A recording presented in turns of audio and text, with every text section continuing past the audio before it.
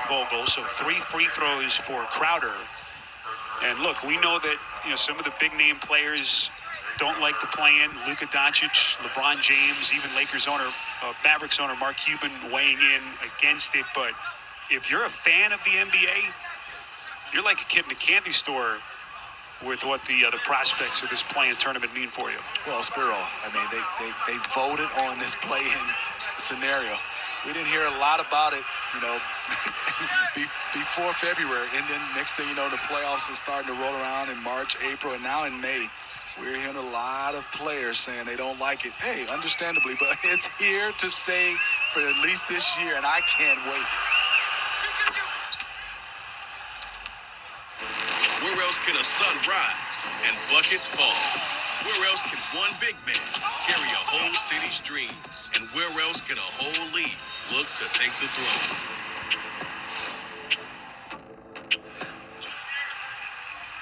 So Jay Crowder hit some free throws, and he has cut the Phoenix deficit down to 11 in what has been a struggle of the first quarter for Phoenix offensively. Suns 5 of 15 from the floor. The Lakers 9 of 17. Davis doubled on the catch, then the single coverage, and Davis just has mauled this very good Phoenix defense. Top 10 Suns defense, Smitty, in terms of really every major defensive category, but so far no answers for AD. Imani is trying everything. He went to a little zone right there. And then one thing coaches always say, still run your man-to-man offense. But I like the mindset of Anthony Davis. Zone or not, I'm getting down on the block. And as you can see, he is saying, hey, I'm going to use my size and my strength. We know he's skilled at 6'11", but right now he's using his girth against these smaller defenders and punishing them right now and getting to the free throw line. And for him right now is, as you can see, 11 points, working on 12 right now in this first quarter. He had 36 and 12 the other night, most points and minutes in the 9 games since his return. But you asked Frank Vogel what he wants to see from AD in our conversation with him, and he said with AD, it's always about him being assertive. Has to be aggressive both ends of the floor. When he is, it's a very tough Lakers team to defend. Three-pointer from Craig won't go, and then McLemore transition 3, no. And the rebound ripped underneath by Craig. Watch the defense, Spiro versus Devin Booker. They're not all out trapping, but he is seeing bodies, hands everywhere. They're making sure on his first move, his first step, there's 2 or 3 guys coming, making it a crowd for him, making him have to give the basketball up or take a tough shot. As you can see, there's just guys coming over. Montrezl Harrell, the entire time, had all eyes on Devin Booker. He's going to have to find a way to maybe come off screens harder, or also have a guy come in and maybe set him up so he can get some catch and shoots. So the Lakers are now in the bonus. You see McLemore, kind of a dangerous looking play, his head snapping back. Thankfully looks okay. As Booker was whistled on that rebounding sequence. Now I could actually say a jump ball between both. So no foul charged. And it is Booker and McLemore jumping it up at the free throw line, and the Suns control with Booker. They are coming. Booker so far just 1 of his first 5. Here's Craig. Out to Paul. Paul still looking for his first basket, and this is another Phoenix turnover. A traveling violation against Craig.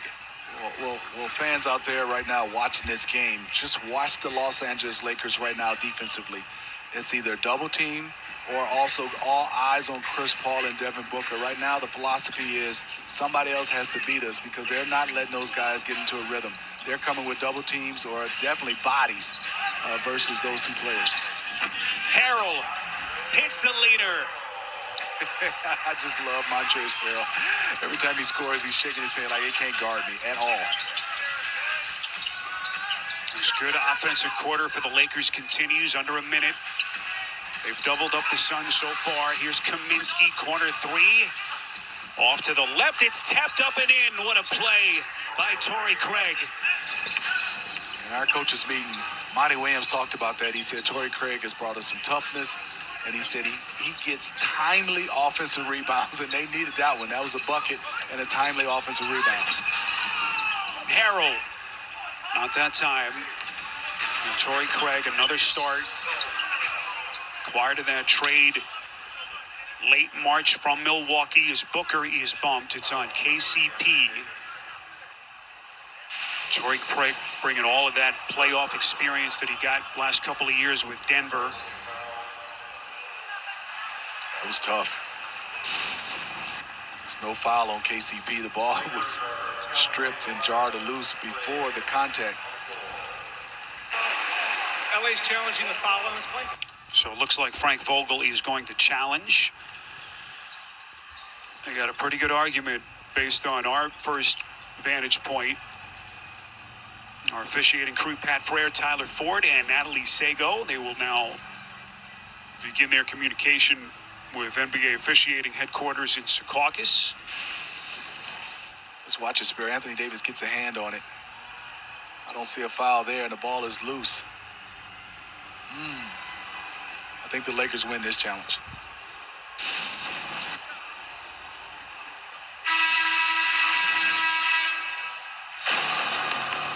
So the call on the floor is a foul on KCP as they continue to take a look. Well, you can engage with us via Twitter throughout the night. Tweet your questions and topics for discussion on Suns, Lakers, or really anything on your mind around the NBA. Just use the hashtag Center Court, and we will try to get your tweet on the air. You know what I want to tweet about, Spiro? What's that? Your pocket square looks much better than mine. I can't fix it because we're not together. Usually you help me. But, your pocket square, I'm trying to get mine to look like yours. Your pocket square is kind of what I strive for usually. So coming from you, I appreciate that, Smitty. You don't Smitty, strive for this, Spiro. What have you seen so far? Give us your impressions on this opening quarter. Well, I think for the Los Angeles Lakers, is Anthony Davis. Also, the philosophy right now on the offensive end is push pace, and on the defensive end it's going to be a hard double or a soft double on Chris Paul and Devin Booker, making sure they give it up. I think for the Phoenix Suns right now, because Ayton has two fouls. The challenge is successful. The ball is loose. Therefore, we're going to have a jump ball, any two center circle with 21.7 on the game clock. All right, so Pat Frere makes the announcement, Smitty all over it. We saw the ball come loose, and so the officials changed the call because Booker did not have control of the basketball, so that will negate the foul call and a successful challenge for Lakers head coach Frank Vogel.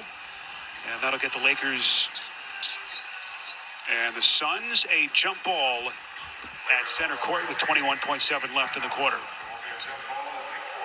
Devin Booker wants a different explanation. He's asking.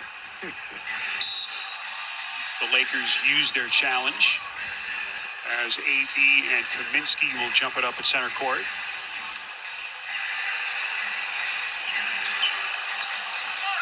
Davis wins the tap, and then it's last touched out of bounds by Devin Booker.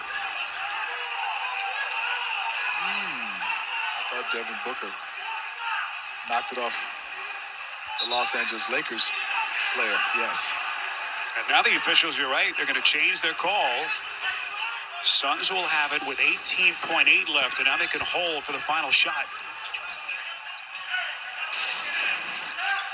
Not much of an argument from the Lakers. Chris Paul, 0 for 2, has not scored. Devin Booker, so far, is only 1 for 5. Booker here got Davis to bite, puts it down. Will they count it? And I don't believe they will. Officials say before the shot, as it will be Booker. Spiro, what I love actually about the first in the last 2 minutes, so a side out of bounds for the Suns. What I love about that play was a hard double team on Chris Paul, but then the guy who set to pick for Chris Paul set a flare screen for Devin Booker. Beautiful play drawn up by Monty Williams. Final 2 seconds, Paul finds his spot and buries it. Just barely beats the first quarter buzzer.